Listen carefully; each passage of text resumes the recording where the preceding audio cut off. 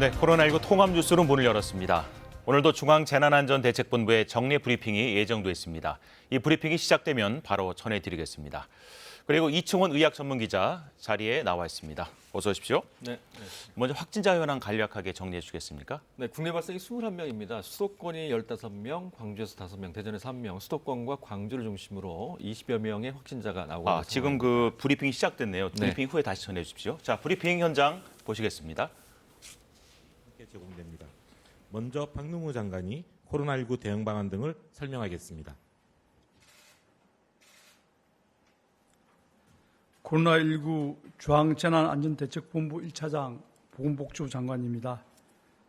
7월 12일 0시 기준 국내 발생 신규 확진 환자는 21명이고 해외 유입 사례는 23명입니다. 확진 환자는 총 13,417명이며 현재 950명의 환자들이 치료를 받고 있습니다. 어제는 한 분이 사망하셔서 지금까지 사망하신 분은 총 289명입니다. 고인의 명복을 빌며 유가족분들께 깊은 위로의 말씀을 드립니다. 오늘 정세균 국무총리 주재로 개최된 중대본 회의에서는 코로나19 주간 동향, 선원 임시생활시설 운영계획 등을 논의하였습니다. 지난 2주간의 위험도 평가에 대해 설명드리겠습니다. 코로나19의 유행 위험도를 평가할 때는 국내 발생과 해외 유입을 구분해서 봐야 합니다. 해외 입국자는 모두 2주간의 격리와 진단검사를 업무적으로 실시하고 있기 때문에 확진자가 검역 또는 격리 상태에서 발견되고 이로 인한 지역사회 전파 위험성은 거의 없습니다. 코로나19의 유행 위험도는 국내 발생 확진자의 규모와 양상에 의해 좌우되며 코로나19에 대한 대응 수위도 국내 발생에 대한 평가를 중심으로 결정하게 됩니다. 6월 28일에서 7월 11일까지 2주간의 일평균 국내 발생 환자 수는 31.7명입니다. 그 직전 2주간의 28.8명에 비해 다소 증가하였으나 발생 규모는 일평균 50명 이하로 유지되고 있으며 발생 양상도 급격한 증가 추이가 나타나지 않고 지속적으로 소규모 전파가 나타나는 양상입니다. 특히 이번 주는 국내 확진자가 하루 20명대로 안정화되는 추이를 보여주고 있습니다. 최근 2주간의 집단 감염은 7건이 발생하여 그전 2주간의 19건에 비해 발생 수가 줄어들었고 이로 인해 이번 주의 환자 발생 수가 감소하는 것으로 분석됩니다. 전파 양상에 있어서는 소모임, 종교시설, 방문 판매 업체 등에서 방역당국의 관리에 어려움이 있는 곳에서 작은 집단 감염이 산발적으로 계속되고 있습니다. 특히 방문 판매의 경우 최근 고위험시설로 지정된 이후 시설 초대 대신 가정방문 설명회로 전환하여 판매를 지속하는 사례가 있어 국민 여러분의 주의가 더욱 요구됩니다. 지역적으로 수도권은 2주간 1일 평균 지역사회 환자 발생이 15명이었고 그전 2주간의 22.1명에 비해 환자 발생이 계속 감소하는 추이입니다. 대전, 충청, 광주, 전남 등 비수도권은 꾸준히 환자 발생이 계속되고 있어 16.7명으로 나타나고 있습니다. 감염 경로를 파악하지 못한 환자 비율이나 방역망 내 관리 비율은 직전 2주와 그 유사하게 유지되고 있습니다. 종합적으로 평가하면 코로나19의 유행 확산을 계속 억제해 나가면서 집단 감염이 줄고 최근의 확진자 발생 추이가 감소하는 경향에 있다는 점은 긍정적인 부분입니다. 다만 수도권, 대전, 광주 등 3개 권역의 확진자 발생이 계속되고 있고 수도권을 제외하고 확연한 감소세가 나타나지 않는 것은 불안한 요인입니다. 정부는 사회적 거리 두기를 현 수준으로 유지하며 고위험 시설 점검, 역학조사 등의 방역관리 노력을 더 철저히 기울이겠습니다. 국민 여러분들께서 마스크 착용, 거리두기 등의 방역수칙을 지키고 밀폐, 밀집, 밀접 접촉을 피해 주시는 노력을 조금만 더 배가해 주신다면 이번 주의 국내 확진자 발생은 더욱 감소할 것입니다. 특히 광주, 전남, 대전, 충청권의 국민 여러분들께서 적극적으로 협조해 주실 것을 당부드립니다. 해외 유입 환자 또한 계속 증가하는 양상입니다. 세계적으로 코로나19가 계속 확산됨에 따라 해외 유입을 통한 확진 환자 발생이 증가하고 있습니다. 지난 2주간 해외 유입 일일 평균 환자 수는 19.7명으로 그전 2주의 14.3명에 비해 5.4명이 증가했습니다. 앞서 말씀드린 것처럼 해외 유입 환자가 국내 지역사회 감염으로 확산될 가능성은 거의 없습니다. 다만 격리와 치료 등이 필요한 만큼 우리 방역과 의료체계에 부담을 줄 우려가 있어 대책이 필요합니다. 정부는 코로나19 감염 위험도 평가를 통해 방역 강화 대상국가를 지정하여 비자와 항공편을 제한하고 국내에 격리 장소 없는 외국인 근로자의 입국을 차단하고 있습니다. 이에 더하여 내일부터 방역 강화 대상국가에서 입국하는 모든 외국인은 PCR 음성 확인서를 의무적으로 제출하도록 하고 국내로 들어오는 정기 항공편의 좌석 점유율을 60% 이하로 운항하도록 하였습니다. 공항 이외의 항만 검역도 강화하고 있습니다. 내일부터 항만을 통해 입국하는 모든 외국인 선원은 부상과 여수에 마련된 임시생활시설에서 14일 동안 격리 생활을 해야 합니다. 또한 항만에서의 신속한 진단검사를 위해 코로나19 진단검사를 실시하는 항만 검역소도 7월 6일부터 6개소로 확대하였으며 11개 전체 항만 검역소로 확대할 계획입니다. 증가하는 해외 입국 확진자에 대응하여 정부는 개방성 원칙은 존중하면서도 철저한 검역과 격리를 통해 지역사회 감염을 차단하는 조치를 계속해 나가겠습니다. 정부는 혹시 모를 환자 급증에 대비하여 환자 치료 체계도 점검하고 있습니다.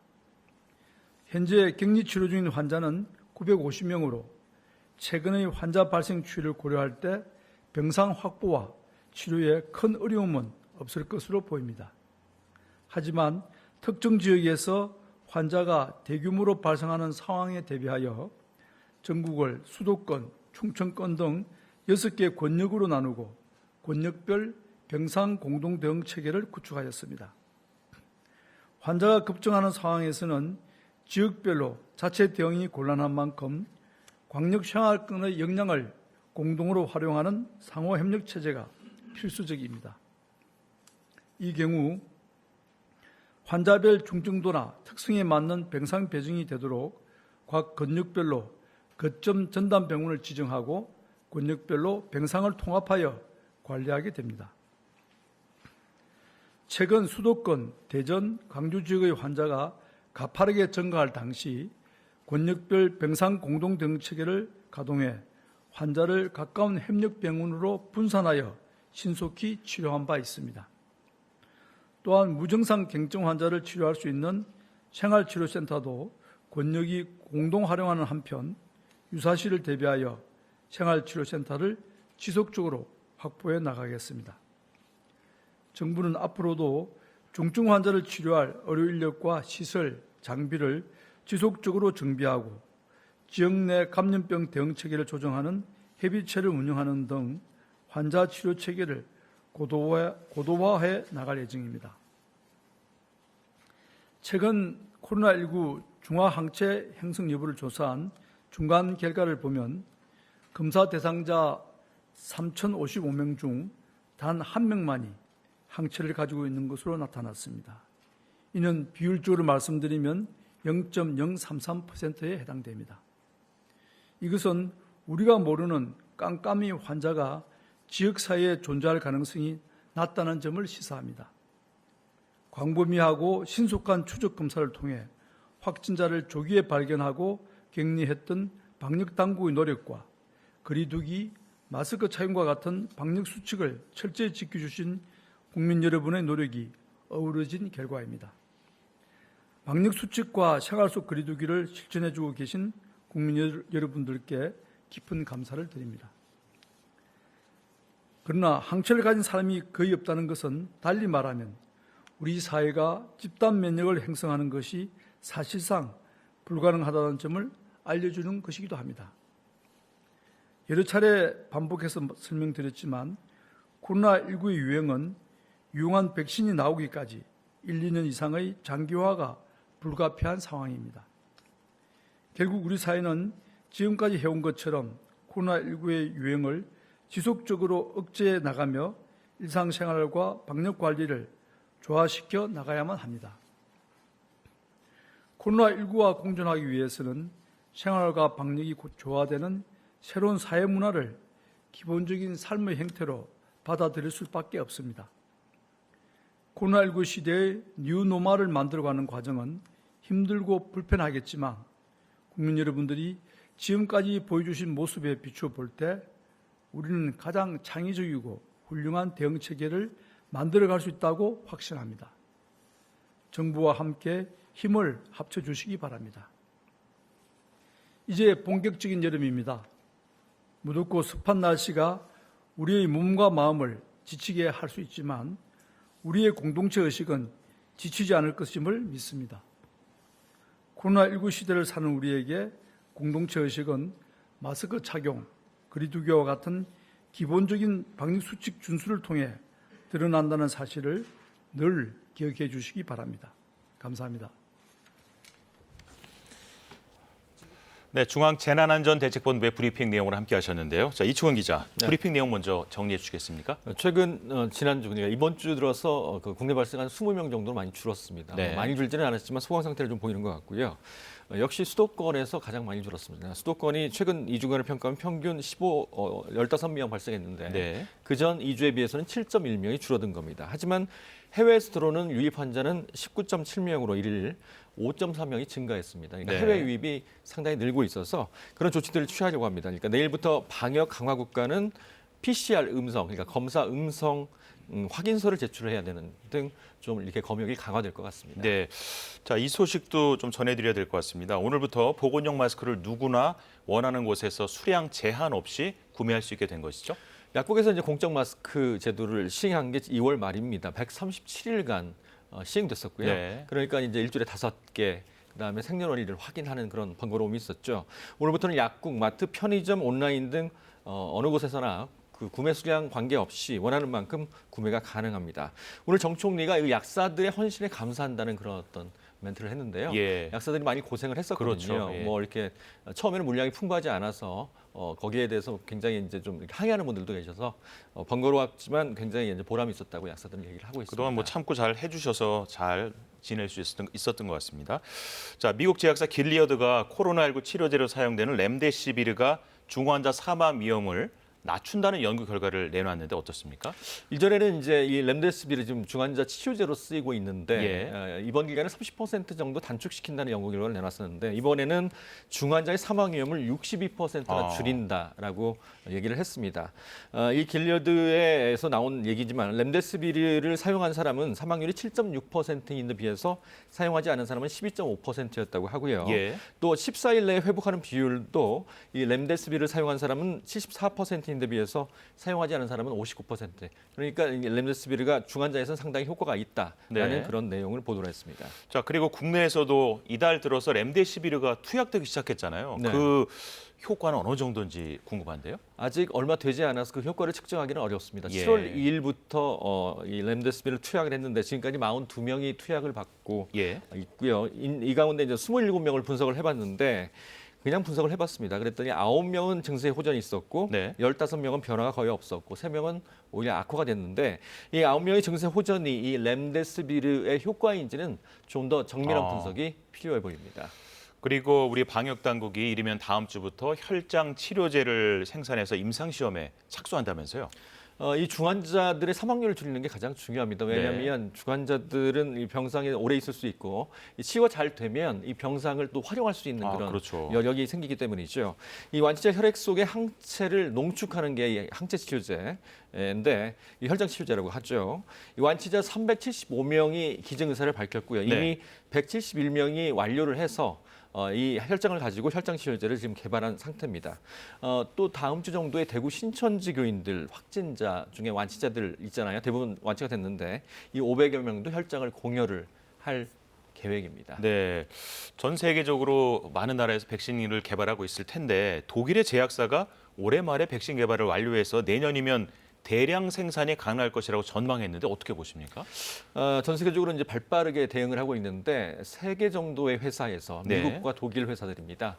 굉장히 큰 제약사들인데 올해 말까지 아마 완료가 될 것 같습니다. 또 하나의 좋은 소식이긴 한데 이 올해 말까지 허가가 가능한데 일단 올해 말까지 수백만 명분의 생산이 가능한데 전 세계 인구는 70억 명입니다. 그렇죠. 그래서 이 내년 말까지 10억 명분의 생산이 가능할 것이다라고 얘기를 하고 있습니다. 이게 백신이 하나만 개발되는 게 아니고요. 여러 군데에서 나와서 또 인종에 따라서 효과가 또 다를 수가 있기 때문에 그런 백신들이 많이 개발이 됐으면 좋겠습니다. 빨리 개발되길 기대합니다. 이초원 의학전문기자 감사합니다. 자, 말씀드린 대로 코로나19 신규 확진자가 44명이 늘었습니다. 해외 유입이 23명, 지역사회 발생 21명으로 조사가 됐는데 수도권과 광주 지역에 확진자 발생이 집중됐습니다.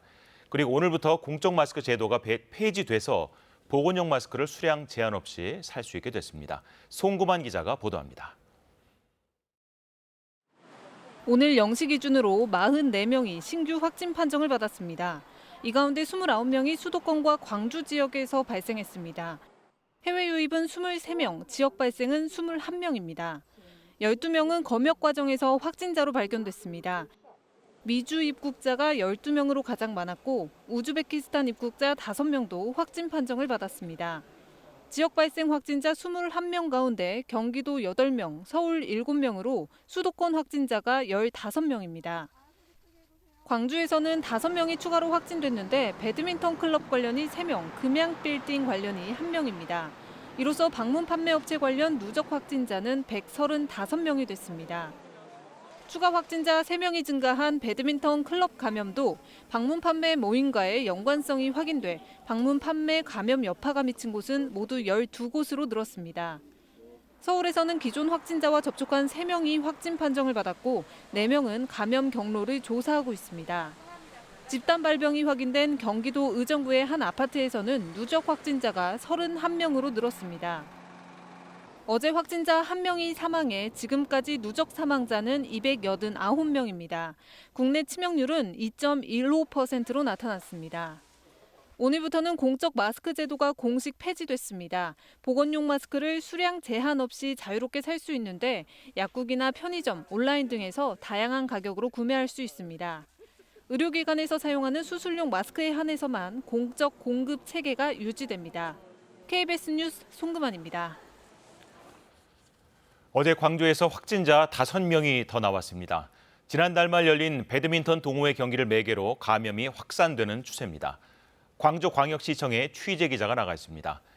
양창희 기자, 광주에서 배드민턴 동호회와 관련된 확진자가 늘고 있죠?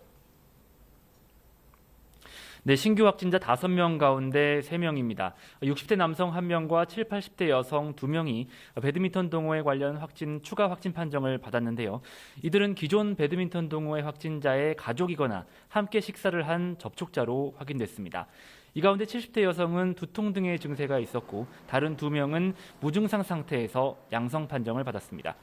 지난 10일에도 배드민턴 동호회와 관련한 주민 3명이 양성 판정을 받은 데 이어 확진자가 3명 더 나와서 배드민턴 클럽발 감염이 늘고 있는 양상입니다.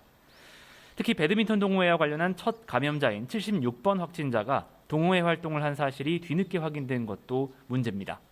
76번 확진자와 밀접 접촉한 다른 동호회 회원 등이 자가격리 없이 일주일간 일상생활을 지속한 결과 확진자가 더 나올 가능성이 커졌습니다. 여기다가 초기 감염 장소인 금양 오피스텔의 감염 경로를 파악하던 중 관련이 뚜렷한 확진자가 1명씩 추가됐습니다. 이에 따라 오늘까지 광주의 누적 확진자는 161명으로 늘었습니다. 이 가운데 133명이 2차 지역 감염으로 6월 27일 이후 확진자들입니다. 광주시는 이른바 N차 감염이 확산되고 있다고 보고 생활체육 활동을 매개로 감염이 퍼질 것을 우려해 오는 26일까지 실내 체육 활동과 시설 운영을 전면 금지했습니다. 지금까지 광주광역시청에서 KBS 뉴스 양창입니다.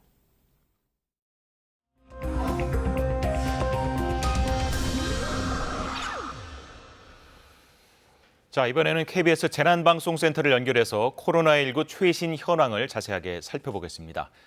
김민경 기자, 먼저 오늘 오전에 발표된 국내 확진자 현황부터 정리해 주시죠. 네, 하루 새 확진자는 44명 더 늘었습니다. 신규 확진자 중에서 지역 발생은 21명이고요. 해외 유입은 23명입니다. 이제 전체 누적 확진자는 모두 13,417명입니다. 신규 확진자를 지역별로 보면 경기 지역에서 해외 유입과 지역 발생을 합쳐서 17명으로 가장 많았고요. 서울은 7명입니다. 광주가 5명이고요. 전북은 1명입니다. 검역 과정에서도 12명이 확진됐습니다. 오늘 신규 확진자는 수도권에 집중된 모습을 보이고 있는데요. 최근 수도권의 상황을 봤을 때 10명에서 20명 안팎의 확진자가 계속 나오고 있습니다. 오늘도 24명의 확진자가 발생했는데요. 확산세가 쉽사리 꺾이지는 않는 모습입니다. 다만 수도권의 경우에는 최근 2달여간 추세로 봤을 때 지난 5월 하루 67명이 발생한 이후에 차츰 줄어드는 경향을 보여주고 있습니다. 전국적으로는 파란색으로 표시되고 있는 지역 발생 사례가 오늘 21명으로 집계돼 전날과 비슷한 수준이고요. 붉은색으로 표시되고 있는 해외 유입 사례는 23명으로 전날보다 늘어난 모습 보여주고 있습니다. 네, 수도권 외에는 역시 광주에서 신규 확진자가 가장 많이 나왔네요. 네, 말씀하신 대로 최근 지역 집단 감염에서 가장 우려되는 곳 바로 광주 지역입니다. 방문 판매 관련 확진자는 4명이 더 늘어서 모두 135명입니다. 지자체 집계와는 차이가 있을 수 있습니다. 오피스텔 관련 확진자가 1명 더 늘어서 26명이고요. 배드민턴 클럽 관련 확진자도 3명이 더 나와서 7명으로 확인되고 있습니다. 수도권과 대전의 경우에는 확산세가 둔화되긴 했지만 기존에 알려진 집단 감염에서 새로운 확진자가 계속해서 나오고 있습니다. 특히 경기 의정부 아파트 관련 확진자가 1명 더 늘어서 모두 31명이 됐습니다. 대전 더 좋은 의원 관련 확진자는 지금까지 18명으로 파악됩니다. 산발적인 집단 감염이 계속 이어지고 있습니다. 밀폐, 밀집, 밀접한 장소는 피해 주시고요. 손 씻기와 마스크 착용 계속 신경 써 주시기 바랍니다. 지금까지 재난방송센터에서 KBS 뉴스 김민경입니다. 고 박원순 서울시장의 장례 나흘째인 오늘 시민들의 조문이 이어지고 있습니다. 내일 오전에 열리는 서울시 연결식은 온라인으로 시민에게 공개됩니다. 구경아 기자가 보도합니다. 서울광장에 마련된 고 박원순 서울시장의 분향소에는 이틀째 추모하려는 시민들의 발길이 이어지고 있습니다. 오후 4시까지 14,000여 명의 시민들이 분향소를 찾아 박 시장의 죽음을 애도했습니다. 시청 정문 앞에는 박 시장의 명복을 비는 메모와 꽃을 남기고 눈시울을 붉히는 조문객들의 모습도 보였습니다. 조문객들은 코로나19 감염 예방을 위해 거리 두기를 하고 발열 체크와 손 소독을 한 뒤 분향소에 들어설 수 있습니다. 마스크를 쓰지 않으면 분향소에 입장할 수 없습니다. 분향소는 오전 8시부터 오후 10시까지 발인을 하는 내일까지 운영됩니다. 이와 함께 서울시가 마련한 온라인 분향소에도 오후 4시까지 72만 명이 추모의 뜻을 전했습니다. 빈소가 마련된 서울대병원 장례식장에도 지인들의 조문 행렬이 이어지고 있습니다. 성추행 의혹이 제기된 상태에서 서울시 기관장을 치르는 데 대한 논란도 계속되고 있습니다. 기관장에 반대하는 청와대 국민청원도 53만을 넘어섰습니다. 청원인은 게시글에서 성추행 의혹을 수사하지 못했다며 장례를 조용히 가족장으로 치르는 게 맞다고 입장을 밝힌 바 있습니다. 논란 속에 치러지는 박 시장의 장례는 내일 오전 서울대병원 발인과 서울시 연결식으로 진행됩니다. 장례위원회는 방역에 협조하고 소박한 장례를 위해 연결식에는 100여 명만 참석하고 전 과정을 온라인으로 중계하기로 했습니다. 장례위원회는 또 피해를 호소해온 분에게도 고인의 죽음은 큰 충격일 것이라며 피해 호소인을 비난하는 2차 가해가 없도록 해달라고 거듭 호소했습니다. KBS 뉴스 구경합니다. 고 백선엽 장군의 현충원 안장을 둘러싼 논란이 계속되고 있습니다. 공식 논평을 내놓지 않고 있는 더불어민주당은 이해찬 대표가 조문할 계획이고 미래통합당은 대전이 아닌 서울 현충원에 안장할 것을 요구하고 있습니다. 보도에 조태흠 기자입니다. 미래통합당은 고 백선엽 장군은 구국의 전사라며 서울 현충원에 안장해야 한다고 했습니다. 장지로 결정된 대전 현충원이 아니라 6.25 전사자들이 잠든 서울 현충원이 맞다는 겁니다. 영웅이 마지막 쉴 자리조차 정쟁으로 몰고 있다면서 사실상 더불어민주당을 압박했습니다.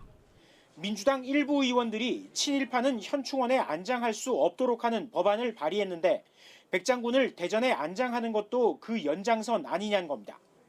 민주당은 이틀째 백 장군에 대한 공식 언급을 내놓지 않고 있습니다. 통합당 공세에 맞대응해 논란을 키우지 않겠다는 입장으로 보입니다. 이해찬 당대표는 오늘 저녁 고 백장군 빈소를 찾아 공식 조문할 계획입니다. 민주당 소속 민홍철 국회 국방위원장도 빈소를 찾아 여러 논란이 있지만 6.25 전쟁에 공헌했던 만큼 조문했다면서 안장 문제에 대해선 말을 아꼈습니다. 정세균 국무총리와 노영민 대통령 비서실장 등도 고 백장군 빈소를 찾아 애도를 표했습니다. 이런 가운데 독립운동가 선양단체 한일독립선열 선양단체연합은 현충원 안장을 아예 취소해야 한다. 군인권센터는 백시라 지칭하며 현충원이 아닌 일본 야스쿠니 신사로 가야 한다고 주장하기도 했습니다. 논란이 가열되는 가운데 백 장군의 유족은 언론 인터뷰에서 대전 현충원 안장에 만족한다고 밝혔습니다. KBS 뉴스 조태흠입니다. 현재 전국이 흐린 가운데 비가 내리고 있습니다. 특히 충청 남부와 호남, 제주도에는 호우주의보가 발효 중인 가운데 지도에 붉은색으로 표시되어 있는 이 강한 비구름이 서쪽 지방을 지나면서 시간당 20-30mm 안팎의 장대비가 쏟아지고 있는 상황인데요. 앞으로 오늘 밤부터 내일 오전까지 충청과 호남 지방에 그리고 내일 새벽부터 오후까지는 남해안과 지리산 부근에 벼락과 돌풍을 동반한 요란한 국지성 호우가 예상됩니다. 시간당 50에서 심하게는 80mm 에 달하는 매우 굵은 장대비가 그야말로 퍼부을 수 있기 때문에 안전사고에 각별히 유의하셔야겠습니다. 남해안과 지리산 부근에는 최고 300mm, 그밖에 영동과 충청, 남부지방에서는 최고 200mm가량의 집중호우가 모레까지 이어지겠습니다. 서울을 비롯한 수도권과 강원 영서 지역은 50에서 100mm가량의 비가 내릴 것으로 전망됩니다. 내일 아침 기온은 서울, 청주 20도, 광주 21도, 대구 18도 등으로 오늘보다 낮겠습니다. 낮 기온은 대부분 25도 아래에 머물 것으로 예상되는데요. 서울이 23도, 청주 24도, 광주 26도, 대구 21도 등으로 오늘보다 낮겠습니다. 현재 서해 남부 해상에는 풍랑주의보가 발효 중입니다. 내일 물결이 최고 4m로 거세게 일겠습니다. 비는 대부분 모레 오전에 그치겠습니다. 기상정보였습니다. 코로나19 통합 뉴스룸을 마칩니다. 다음 뉴스는 7시에 전해드리겠습니다. 고맙습니다.